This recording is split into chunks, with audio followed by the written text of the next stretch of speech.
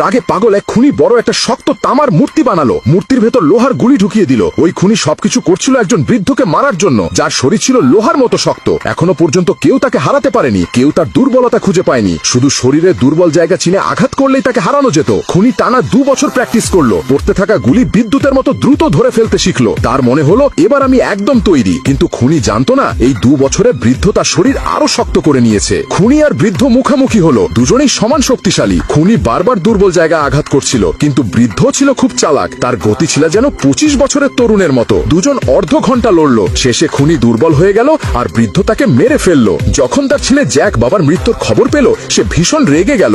সে বুঝলো যদি প্রতিশোধ নিতে হয় বাবার বক্সিং কৌশলকে আরো ভালো করতে হবে। সে তামার মূর্তিতে আগুন লাগিয়ে টানা আঘাত করলো। বাবার থেকেও কষ্ট করে ট্রেনিং শুরু করলো। মাও তাকে ইস্পাতের মতো বানাতে চাইতো। জ্যাক টানা 3 বছর কঠিন অনুশীলন করলো। বাবাকে ছাড়িয়ে গেল আর এখন শুধু বৃদ্ধের সঙ্গে লড়াইয়ের অপেক্ষা। একদিন জ্যাক চুপি চুপি বৃদ্ধের প্রাসাদে ঢুকে গেল। সে দেখলো বৃদ্ধ ধ্যান করছে। জ্যাক তার মনোযোগ ভেঙে লড়াইয়ের চ্যালেঞ্জ দিল। হঠাৎ আক্রমণ করলো, কিন্তু বৃদ্ধ জ্যাকের উপর ভারী হয়ে গেল।